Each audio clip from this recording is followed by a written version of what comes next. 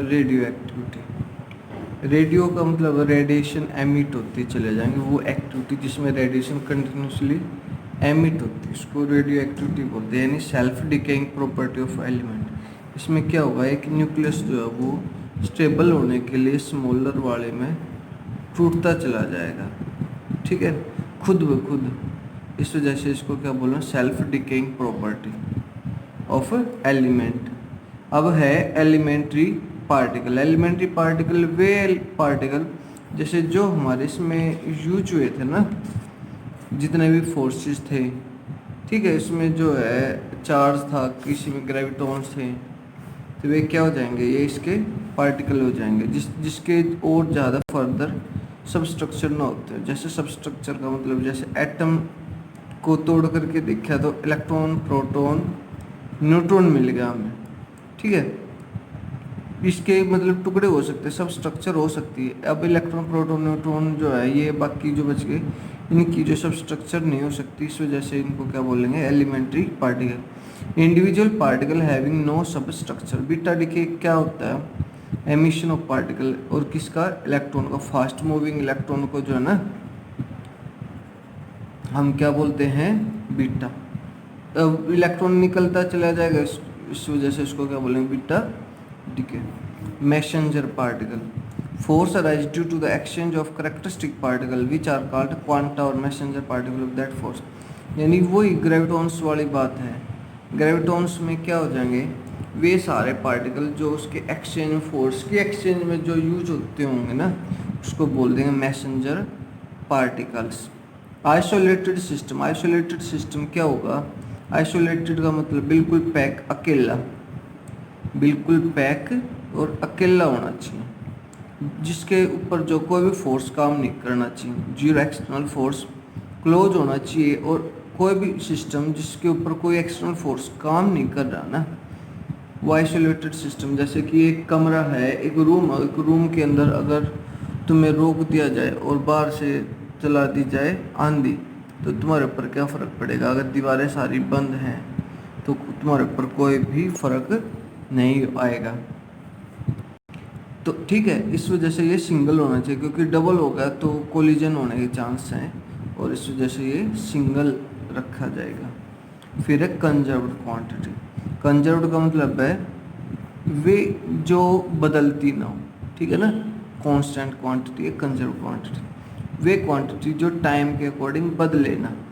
The physical quantity that remain unchanged, या same या constant with time are called conserved quantity. उसको क्या बोल देंगे, कंजर्व्ड क्वांटिटीज बोल देंगे उसको। कंजर्वेशन ला, वे ला जो इन कंजर्व्ड क्वांटिटी को एक्सप्लेन करते, इसके बारे में बताते हुए कंजर्वेशन ला हो जाएंगे। The laws which governs tells the conservation of conserved quantity. इनके लॉज के बारे में, इनकी कंजर्व क्वांटिटी के बारे में जो बताएंगे वे हो जाएंगे हमारे कंजर्वेशन लॉ। फिर कंजर्वेशन की डेफिनेशन हम स्टार्टिंग से पढ़ते आ रहे हैं। क्या है, neither be created nor be destroyed but can be change one form to another. Net result हमेशा कांस्टेंट रहेगा, वो बदलेगा। पहले जितना था अब जितना, वो बदलेगा नहीं, वो सेम रहेगा, फिक्स रहेगा। फिर law of conservation of energy. Energy का कंजर्वेशन क्या है, अब देखो एनर्जी का कंजर्वेशन ये है कि एनर्जी को ना तो हम क्रिएट कर सकते, ना हम इसको ख़त्म कर सकते, बस इसको एक फॉर्म से दूसरे फॉर्म में हम चेंज कर सकते हैं। और टोटल जो एनर्जी है पहले भी और बाद में वो एक जैसी रहेगी, वो बदलेगी नहीं। Energy can neither be created nor be destroyed but can change one form to another form. Total energy of isolated system remain constant. Example, जैसे कोई भी बॉडी ऊपर से गिरी तो उसके पास काइनेटिक एनर्जी आ गई क्योंकि वो मोशन में, उसके बाद वो नीचे गिर जाएगी, गिरने के बाद वो पोटेंशियल एनर्जी में कन्वर्ट हो जाएगी। फिर है law of conservation of linear momentum. जब भी कोई बॉडी के पास मास भी है और वेलोसिटी भी है, और वो मतलब वेलोसिटी मतलब वो चल रही है, तो उसको क्या बोल दें हम, उसके पास क्या है, मोमेंटम, क्योंकि momentum is motion contained in a body. Motion contained in a body is momentum, ठीक है। तो law of conservation of linear momentum में क्या होगा, जब उसके ऊपर कोई भी फोर्स काम नहीं करे। यानी देखो अगर हमने जो है वेलोसिटी को इसको जो है अगर लीनियर मोमेंटम को कांस्टेंट रखना है तो मास तो पहले फिक्स है, वेलोसिटी को हम चेंज नहीं करेंगे। फोर्स वेलोसिटी को चेंज करता है, ये बात याद रखनी है कि फोर्स जो है वो वेलोसिटी को चेंज करता है, बढ़ा भी सकता है उसकी वेलोसिटी को, घटा भी सकता है। ठीक है, क्योंकि एक्सेलरेशन होती है v minus u by t. ठीक है, अगर यही जीरो हो जाएगा तो force is equal to mass into acceleration, यही जीरो हो तो फोर्स भी जीरो। तो फोर्स अगर जीरो हो तो वेलोसिटी चेंज नहीं होगी। If no external force F equal to zero acts on system then its linear momentum. जब भी मोमेंटम बोलेंगे तो हमेशा लीनियर वर्ड समझा जाना चाहिए। Remain constant p equal to m v. अगर वी कांस्टेंट है, वी कांस्टेंट कब होगा जब फोर्स जीरो होगा, और वी कांस्टेंट है तो फिर जो है इनकी प्रोडक्ट में जो लीनियर मोमेंटम जो आएगा वो भी कांस्टेंट हो जाएगा। एग्जांपल इसका बॉल कैचिंग, जब भी बॉल को हम कैच करेंगे तो एक्सटर्नल फोर्स अब्सेंट होना चाहिए। Momentum motion contain in A mass body, in a body कह दिया तो मास कहने की जरूरत नहीं होनी चाहिए।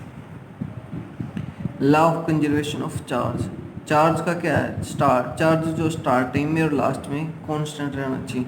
जैसे एक एटम के पास जो 10 इलेक्ट्रॉन थे और दूसरा जो एटम उसके पास भी 10 इलेक्ट्रॉन थे, उसके बाद क्या हुआ एक्सचेंज, कुछ जो इलेक्ट्रॉन यहाँ से उस तरफ चले गए। अब फर्स्ट के पास 8 इलेक्ट्रॉन रह गए और सेकंड के पास जो है वो 12 इलेक्ट्रॉन हो गए। तो टोटल जो सम है वो भी अब भी 20 है, और पहले भी 20 और अब भी 20 है। तो वो जो इसका वैल्यू है वो नहीं बदलेगी। ठीक है, फिर law of conservation of angular momentum. Angular momentum में क्या है, एंगुलर मोमेंटम एक सिस्टम का, देखो एंगुलर में क्या हो जाएगा, रेडियस का चक्कर हो जाता है।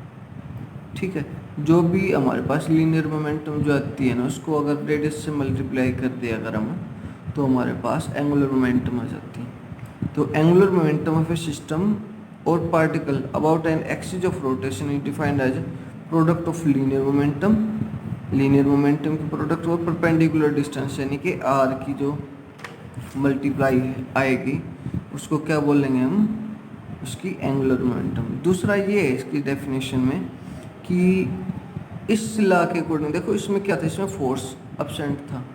ठीक है ना, इसमें फोर्स अब्सेंट था, फोर्स जीरो था। यहाँ पे जो एंगुलर मोमेंटम है उसमें फोर्स क्या हो जाएगा, फोर्स की भी आर से मल्टीप्लाई होनी चाहिए। ठीक है, फोर्स की भी जो है आर से मल्टीप्लाई होनी चाहिए, और फोर्स की जब आर से मल्टीप्लाई होती है उसको टॉर्क बोलते हैं। ठीक है, तो इसमें क्या होना चाहिए, जीरो, टॉर्क जीरो होना चाहिए, यानी टॉर्क इसमें अब्सेंट होना चाहिए, उसके ऊपर जो टॉर्क काम ना करे। According to this law of conservation of angular momentum the total angular momentum of a system remain conserved मतलब constant if no external torque acts on it. Law of conservation of mass energy, देखो ये भी है, मास और energy एक दूसरे के अंदर कन्वर्ट होते हैं। आइंस्टीन ने ये कहा था कि according to Einstein mass and energy are interconvertible, एक दूसरे के अंदर कन्वर्ट हो जाते हैं। जैसे कि मास कन्वर्ट हो जाते हैं, जैसे जो भी खाना हम खाते हैं उसको हम एनर्जी में कन्वर्ट करते हैं, और जो भी एनर्जी हम ले रहे बढ़ा रहे अपने अंदर वो जो है हम अपना मास बढ़ाते चले जाएंगे। Mass of a system can be converted into energy, mass घटेगा तो एनर्जी जो है बढ़ती चली जाएगी और मतलब चेंज हो जाएगी इसमें, और जब एनर्जी जो है वो कन्वर्ट होगी तो मास में कन्वर्ट होती चली जाएगी। जैसे सम जो है मास और एनर्जी को हमेशा कांस्टेंट लिया जाएगा।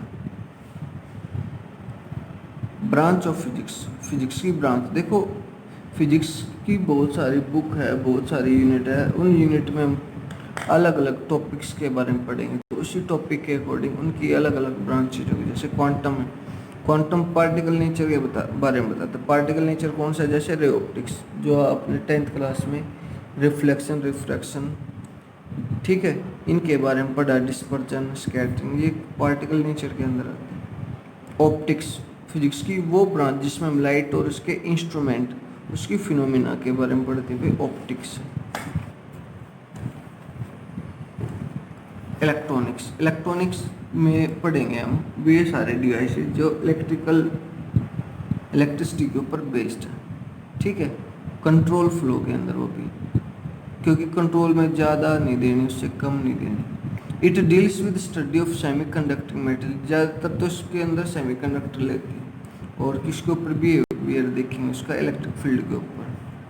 इलेक्ट्रोस्टैटिक, इलेक्ट्रोस्टैटिक का इलेक्ट्रो का मतलब इलेक्ट्रिसिटी यानी चार्ज प्रोड्यूस करना, स्टैटिक का मतलब रेस्ट यानी चार्ज एट रेस्ट के बारे में जब भी पढ़ेंगे। जैसे ये नहीं होता, लाइटनिंग होती है आकाश में, ठीक है, वहाँ पे हम बैटरी थोड़े ना लेके जाते हैं, उसके लिए जो भी हम वहाँ पे इलेक्ट्रिसिटी हम पढ़ेंगे, लाइटनिंग जो पढ़ते हैं वो हम इलेक्ट्रोस्टैटिक के अंदर ही पढ़ते हैं। फिजिकल क्वांटिटी, वे क्वांटिटी जो फिजिक्स के लॉ के अंदर एक्सप्रेस करी जा सकती है, वे सारी फिजिकल क्वांटिटी, ठीक है। फिजिकल लॉ के अंदर जो भी क्वांटिटी एक्सप्रेस करी जाएंगी वे सारी फिजिकल क्वांटिटी, और जो ना करी जाए वो हमारी फिजिक्स से बाहर है। जैसे क्वांटिटी ये है और एन कोई भी न्यूमेरिकल वैल्यू है, यू इसकी यूनिट है। जैसे मास है इक्वल टू 1 किलोग्राम, मास क्या है फिजिकल क्वांटिटी, 1 क्या है न्यूमेरिकल वैल्यू, और किलोग्राम क्या है इसकी यूनिट। तो जैसे ये होगा, if unit of physical quantity change, अगर यूनिट देखो इसकी चेंज होगी, कितनी हो जाएगी 1000 ग्राम। तो देखो जब भी ये यूनिट चेंज होगी, इस हायर से लोअर में जब ये जाएगी ना, तो ये जो न्यूमेरिकल वैल्यू ये बढ़ जाएगी। Then its numerical value also changes, जब भी यूनिट चेंज होगी तो न्यूमेरिकल वैल्यू चेंज हो जाएगी।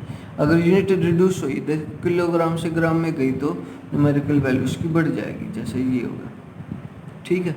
उसके बाद आ जाता है मैग्नीट्यूड। मैग्नीट्यूड होता है ये जो 1 किलोग्राम है, 1000 है, 1 है 1000, इसके मैग्नीट्यूड है। तो न्यूमेरिकल वैल्यू किसी फिजिकल क्वांटिटी की क्या कहलाएगी, उसका मैग्नीट्यूड कहलाएगी। यूनिट देखो, हर चीज़ को एक्सप्लेन करने के लिए हमने जो है यूनिट बना रखी ताकि गड़बड़ ना हो। जैसे मास है वो किलोग्राम में लेंगे, ठीक है। ये तो नहीं कि मैं किलोग्राम में ले रहा हूँ और कोई और रुपयों में ले रहा है, ऐसा नहीं है, ठीक है। तो सबके लिए एक जैसी यूनिट जरूरी है। Standard value to which a physical quantities compare, देखो मास को मास में कंपेयर करोगे तो मुश्किल हो जाए, क्योंकि मैं तो नोट्स को, करेंसी को जो रुपीज में ले रहा हूँ, ठीक है, कोई और मास को रुपीज में ले रहा, तो कंपेयर नहीं हो पाएगा कभी भी। Types of physical quantity, physical quantity के टाइप कौन कौन से, 2 हैं। फंडामेंटल यानी बेसिक, जो उससे नीचे कुछ नहीं है, फिर ड्राइव्ड सप्लीमेंट्री जो फंडामेंटल से बनी है। फंडामेंटल क्वांटिटी वे हैं जो किसी और के ऊपर डिपेंड नहीं करती, वही बेसिक है। Those quantity which do not depend on other quantities are called fundamental quantities. 7 हैं, जैसे मास है, मास की किलोग्राम यूनिट है, लेंथ है मीटर है, टाइम की सेकंड है, इलेक्ट्रिक करंट की एम्पियर है। फिर है उसके बाद टेम्परेचर की केल्विन है, सब्सटेंस अमाउंट जो भी लेके चलेंगे ना वो मोल में लेके चला जाएगा। ल्यूमिनेस इंटेंसिटी है वो उसके लिए कैंडला, कैंडला जैसे ल्यूमिनेस इंटेंसिटी जो भी कोई भी बल्ब की जो ब्राइटनेस है वो हम कैंडला में मेजर करेंगे। ड्राइव्ड क्वांटिटी बताया था अभी, फंडामेंटल क्वांटिटी से बनी है। The quantity which are derived from fundamental quantity are called derived quantity. वे सारी क्वांटिटी जो किसी और से, कहीं और से फंडामेंटल क्वांटिटी से ड्राइव करके बनाई गई हैं, वे सारी derived क्वांटिटी आई। जैसे एरिया लेना क्या पड़ा हमने, लेंथ इंटू ब्रेड्थ, दोनों ही लेंथ है ना, तो एल स्क्वायर, तो एक ऐसी क्वांटिटी है derived क्वांटिटी।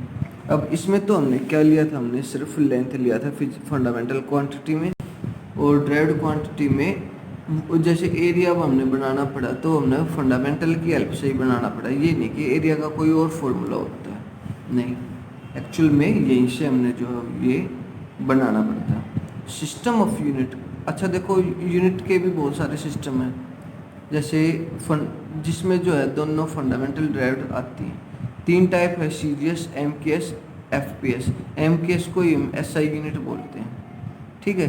पहले लेंथ ली जाती है इसमें, फिर मास, फिर टाइम। सीजीएस लेंथ के लिए सेंटीमीटर, मास के लिए ग्राम, टाइम के लिए सेकंड। ठीक है। जैसे वेलोसिटी है, वेलोसिटी क्या होती है मीटर पर सेकंड, पर जब हम सीजीएस में लेकर चलेंगे तो मीटर की बजाय क्या आएगा, सेंटीमीटर आएगा। एम के एस एसआई यूनिट है यानी। इसी तरह वेलोसिटी ले लो मीटर पर सेकंड, लेंथ किस में आएगी, मीटर में। इसी तरीके से एफ पी एस है, फुट पाउंड और सेकंड। विदेश में जो है जैसे केक वगैरह हमारे वो पाउंड में आते हैं, और जैसे पुराने टाइम में है ना फुट के अकॉर्डिंग जो है वो लेंथ नापते थे। ठीक है। एक बोलते हैं कि एक राजा था, राजा के पैर के अकॉर्डिंग, क्योंकि बाकी सब के जो पैर छोटे बड़े मान लिया अगर जाओ तो वो अपने अकॉर्डिंग कैलकुलेशन करता था। ठीक है। तो जो है उसने क्या किया, वो अपने पैर के अकॉर्डिंग, वो पैर से ज़मीन नापता, उसके अकॉर्डिंग जो वो उस लेंथ को मेजर कर रहा था। क्विक वगैरह बताया कि फुट में आएगा, पाउंड में आएगा, सॉरी पाउंड में आएगा। टाइम हमेशा सेकंड में रहेगा। तो वेलोसिटी क्या हो जाएगा, तो फुट पर सेकंड। ऐसा यूनिट क्या हो जाएगी, it is system of unit international system में, यानी इंटरनेशनली सब उसको एक्सेप्ट कर सकते हो, सब उसको मानते हो। ऐसा नहीं कि इंडिया में कुछ हो रहा है, चाइना में कुछ हो रहा है और बाकी जो कंट्रीज है उसमें अलग है। तो हम उसको जो है ना क्या करेंगे, उसको हम एक जैसी लेकर चलेंगे internationally. Characteristic of good unit, good unit की कैरेक्टरिस्टिक क्या हो, एक तो प्रॉपर इन साइज। ऐसा नहीं कि भाई छोटी चीज़ों पे लागू होती हो बड़ी पे लागू ना होती है, बड़ी पे लागू होती हो छोटी चीज़ों पे लागू ना होती हो। तो प्रॉपर साइज होना चाहिए, इजीली अवेलेबल, हर जगह अवेलेबल होने वाली होनी चाहिए। एक्यूरेटली डिफाइंड, उसकी डेफिनेशन भी होनी चाहिए, उसके बारे में बताने वाले भी हो। यूनिवर्सली एक्सेप्टेड, हर जगह उसको एक्सेप्ट करने वाले हो। ऐसा नहीं कि मैंने मान लिया और तुमने नहीं मानना। It should not be change from place to place and time to time. Place to place यानी कंट्री टू कंट्री बदले ना, टाइम टू टाइम आज लागू हुआ 10 साल बाद उसको हटा दिया जाए, ऐसा भी नहीं है। यही इसकी कैरेक्टरिस्टिक हो जाएंगी फिर गुड यूनिट की। जैसे क्या है, यूनिवर्सली एक्सेप्टेड मैट्रिक्स सिस्टम में उसको लागू करेंगे। जैसे 10 की पावर में, जैसे हम 2000 इसको हम साइंटिफिक तरीके से जो 2 × 10⁻³ इसको लिख सकते हैं ना, तो ये क्या हो जाएगा, मीट्रिक सिस्टम ऑफ यूनिट्स। ठीक है। फिर है it is coherent source of units covering all branches of physics. इसमें जो फिजिक्स की सारी ब्रांचेज कन्वर्ट हो जानी चाहिए। ऐसा नहीं होना चाहिए कि क्वांटम में लग रहा है इलेक्ट्रॉनिक्स में नहीं लग रहा, ऐसा नहीं, सभी ब्रांचेज में इसकी वैल्यू होनी चाहिए। फिर it is reliable source of energy, faithful होनी चाहिए। Its base unit are invariant, इस जहाँ से ये बनी है ना वो बदले ना, इजीली रिप्रोड्यूस। अगर हम भूल जाएं किसी कारण से, अगर हम भूल जाएं तो हम उसका फॉर्मूला हम दोबारा निकाल सकते हैं। फिर कंसेप्ट ऑफ लेंथ, लेंथ क्या होती है, distance between two extreme position या distance between two extreme points. उसको क्या बोल रहे हैं कि ये लेंथ है, छोटी लेंथ ये है और बड़ी वाली ये है। ये आपको ये याद करनी पड़ेंगी। डेसी 10⁻⁻, डेका 10⁻⁻1, ये सारी जो तुम वैल्यूज याद करोगे।